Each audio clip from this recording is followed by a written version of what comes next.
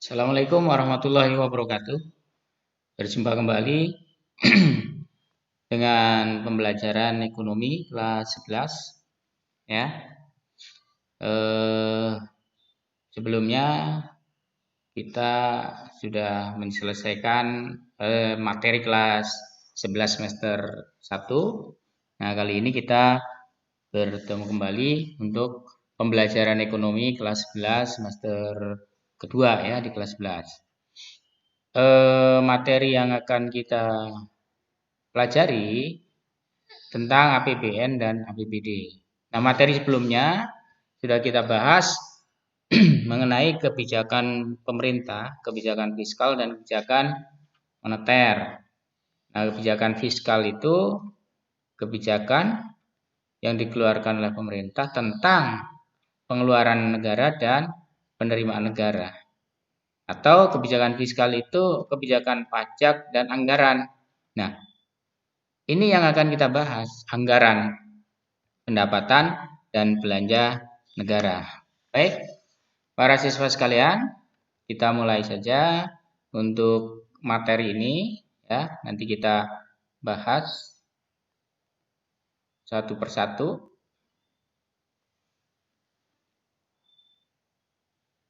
Untuk materi APBN dan APBD ada beberapa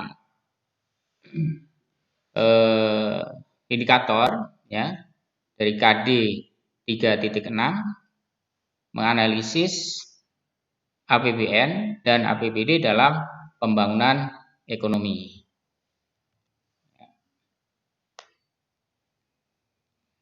Indikator yang pertama atau tujuan pembelajaran yang pertama menyebutkan pengertian APBN.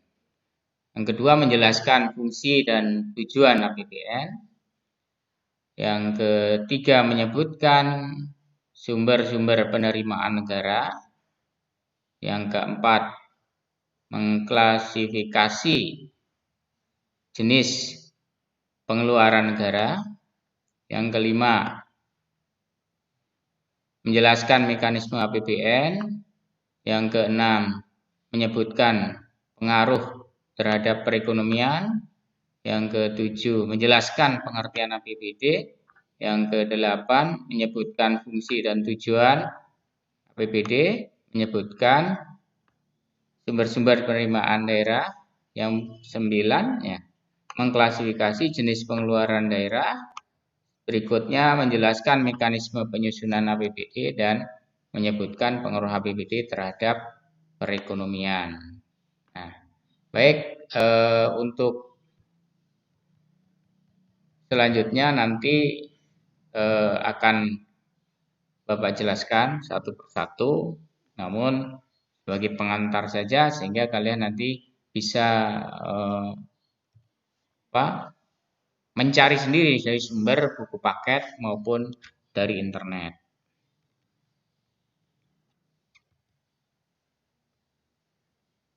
Baik, berikutnya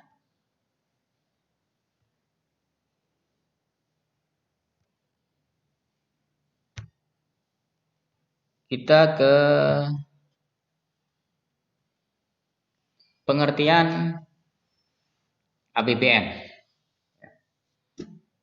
Apa itu anggaran pendapatan dan belanja negara? Atau yang disingkat dengan APBN, yaitu rencana keuangan tahunan pemerintah negara yang disetujui oleh Dewan Perwakilan Rakyat. Ya. Ini rencana keuangan tahunan dalam 1 tahun direncanakan oleh pemerintahan negara yang melaksanakan dan disetujui oleh Dewan Perwakilan Rakyat sebagai wakil-wakil rakyat seluruh Indonesia. Kemudian untuk APBN tersebut harus memenuhi fungsi alokasi, distribusi, dan stabilisasi. Ini harus memenuhi 3 fungsi. Alokasi, bahwa anggaran itu akan dibagikan atau diporsikan, dialokasikan pengeluaran ya pemerintah ya dalam bentuk mungkin belanja rutin ya, belanja pembangunan dan sebagainya. Sehingga alokasi tersebut ya harus sesuai dengan yang direncanakan agar tepat sasaran. Kemudian fungsi distribusi. Fungsi distribusi anggaran tersebut harus mensejahterakan rakyat. Misalnya sampai kepada pembangunan jalan raya, jembatan, irigasi, ya. Semua itu adalah untuk kepentingan kesejahteraan masyarakat. Itu fungsi distribusi. Kemudian fungsi stabilisasi. Nah, dalam bab yang sebelumnya kita bahas mengenai perekonomian inflasi, ya. Bagaimana kalau keadaan inflasi tersebut, ya, sudah kita bahas. Kalau inflasi itu tinggi akan berdampak tidak baik pada kehidupan masyarakat, sehingga dalam hal ini APBN bisa sebagai fungsi stabilisasi. Salah satu kebijakan fiskal itu tadi, ya, untuk menstabilkan perekonomian agar misalnya tadi inflasi berat tidak inflasi gitu, ya, sehingga fungsi stabilisasi. Nah, kemudian untuk fungsi yang lain mungkin ada di dalam buku paket, misalnya ada fungsi perencanaan, ya, bahwa anggaran itu merupakan perencanaan, direncanakan, bahkan pembuatannya itu setahun sebelumnya untuk dijadikan APBN itu. Sebelum menjadi APBN ada rencana anggaran pendapatan belanja negara. Kemudian ada mungkin fungsi otorisasi, ya, ada fungsi pengawasan. Nah, itu tapi yang harus memenuhi fungsinya itu 3 alokasi, distribusi, dan stabilisasi. Lanjut. Kemudian apa tujuan penyusunan APBN? Nah, ini untuk tujuannya bisa kita klasifikasikan dalam 4 hal, ya. Sebagai pedoman pendapatan dan pembelanjaan negara dalam melaksanakan tugas kenegaraan, tujuannya untuk meningkatkan produksi, ya, produksi barang atau jasa, kemudian meningkatkan kesempatan kerja. Nah, ketiga, meningkatkan pertumbuhan ekonomi. Ya. Yang berikutnya, yang keempat, meningkatkan kemakmuran masyarakat. Nah, itu tujuannya, ya. Bahwa tugas kenegaraan, melaksanakan tugas kenegaraan untuk meningkatkan produksi itu barang dan jasa seluruh Indonesia, ya. Kalau dari tahun ke tahun meningkat berarti pertumbuhan ekonomi juga meningkat, ya. Produksi meningkat nanti akan berdampak kepada kesempatan kerja meningkat, ya. Kemudian kemakmuran masyarakat juga akan meningkat. Nah, itu tujuan penyusunan APBN. Baik, lanjut. Sumber-sumber penerimaan negara dan jenis belanja negara. Baik, untuk sumber penerimaan negara itu secara umumnya, ya, penerimaan negara terdiri atas pendapatan pajak dalam negeri dan pendapatan pajak perdagangan internasional. Nah, ini penerimaan negara hanya pajak sebagian besar, ya. Pajak perdagangan internasional ya pajak ekspor, pajak impor. Kalau pajak dalam negeri yang masuk kepada APBN, nanti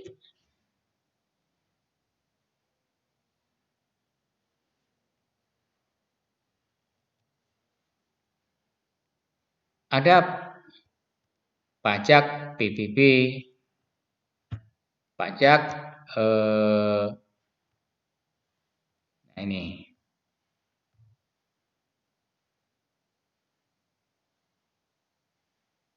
ada PPH,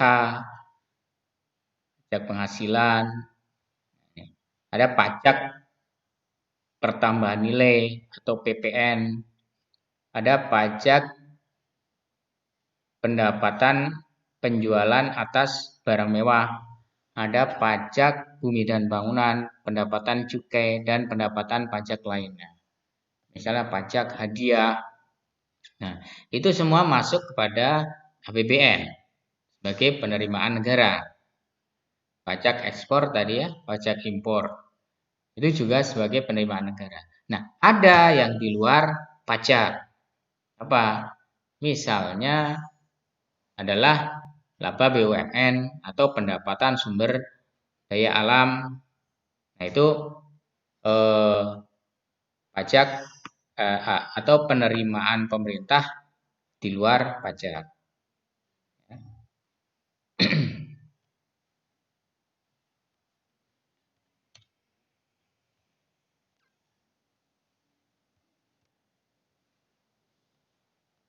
Kemudian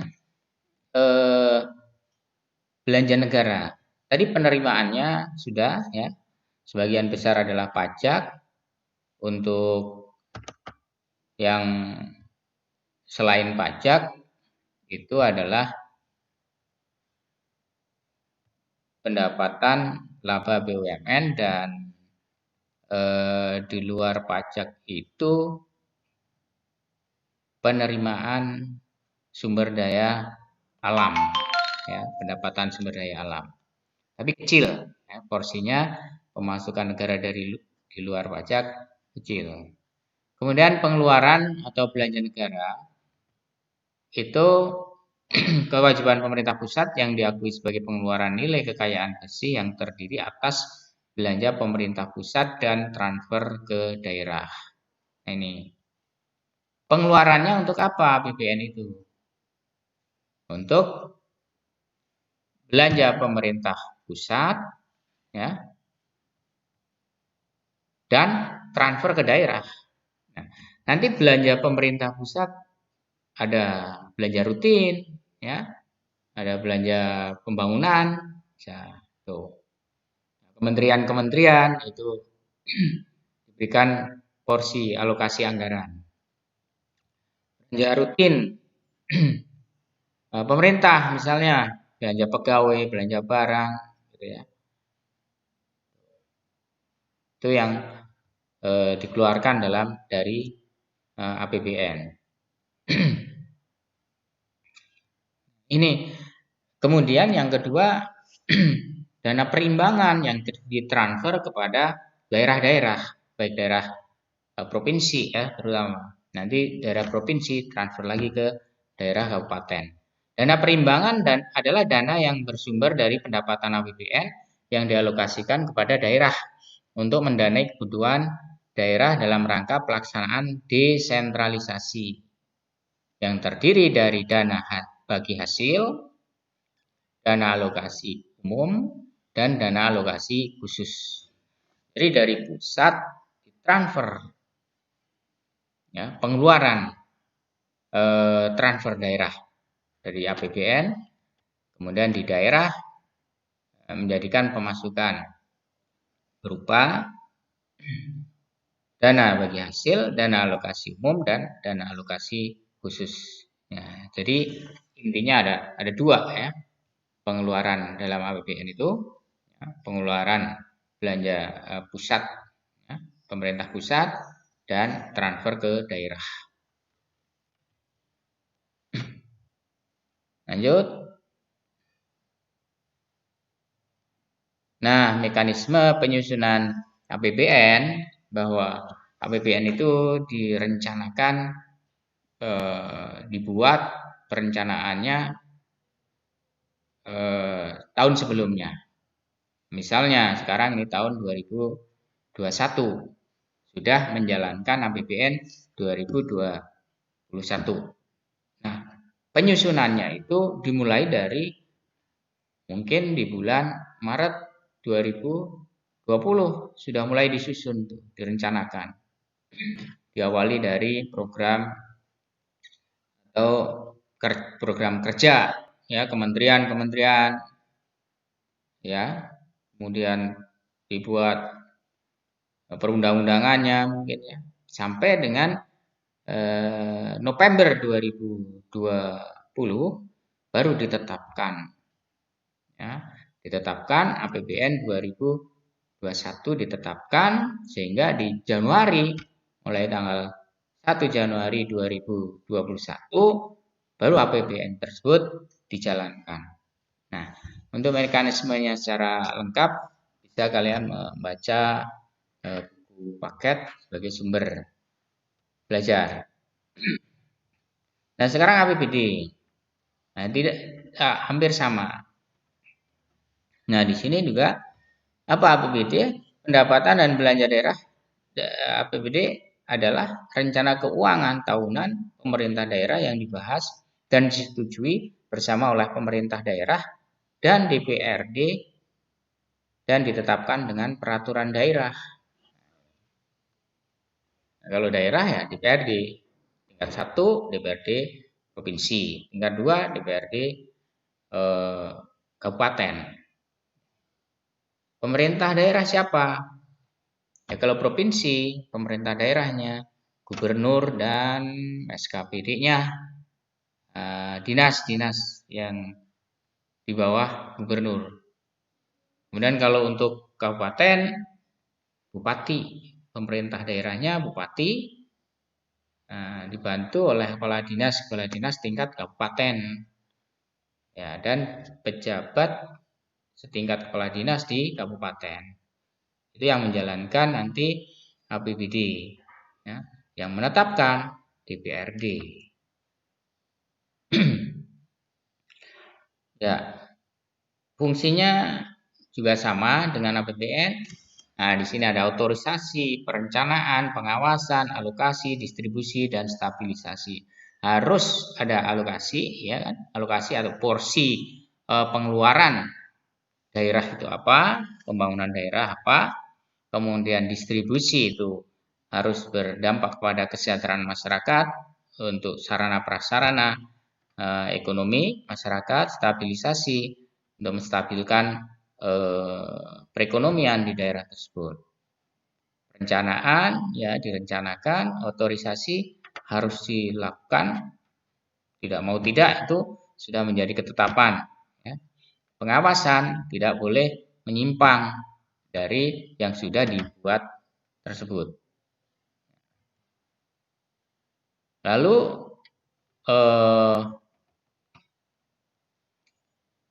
ya, sebelum ke mekanisme, ya, ada pemahaman apa pemasukan daerah,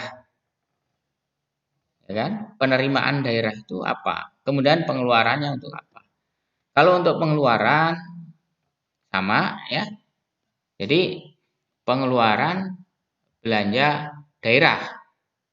Nanti ada belanja rutin, ada belanja pembangunan dan sebagainya. Kalau ada hibah, dana sosial, nah itu pengeluaran. Nah pemasukannya, kalau daerah pemasukannya itu adalah pendapatan asli daerah ditambah dengan transfer dari APBN tadi. Ya.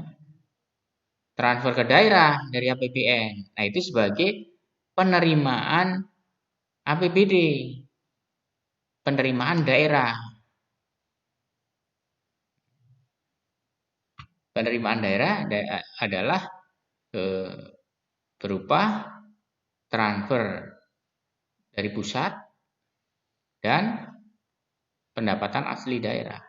Nah, pendapatan asli daerah itu apa? Pajak daerah. Contohnya pajak restoran, ya kan? Pajak pajak kendaraan. Nah, kemudian ditambah retribusi, laba BUMD, dan sebagainya. Itu pendapatan hasil di daerah. Kemudian yang transfer dari pusat berupa dana perimbangan, dana bagi hasil, dana alokasi umum, dan dana alokasi khusus. Nah, kemudian untuk mekanisme penyusunan APBD, penyusunan APBD diawali dengan penyampaian kebijakan umum APBD sejalan dengan rencana kerja pemerintah daerah. Ini juga sama, disusunnya tahun sebelumnya, kemudian November atau Desember ditetapkan sebagai APBD, lalu tahun berikutnya Januari dijalankan. Siapa yang menjalankan? Ya kepala daerah dibantu dengan bawahannya, dinas-dinas. Ya, kepala dinas, SKPD untuk menjalankan APBN tersebut agar tepat sasaran. Baik, para siswa sekalian, itu materi ekonomi yang KD 3.6 mengenai menganalisis APBN dan APBD dalam pembangunan ekonomi. Nah, ini sebagai pengantar pembelajaran kita pada kesempatan ini, ya. Nanti untuk menambah wawasan, kalian bisa mencari sumber buku paket dan sumber buku atau sumber internet. Cukup sekian untuk pertemuan kali ini. Assalamualaikum warahmatullahi wabarakatuh.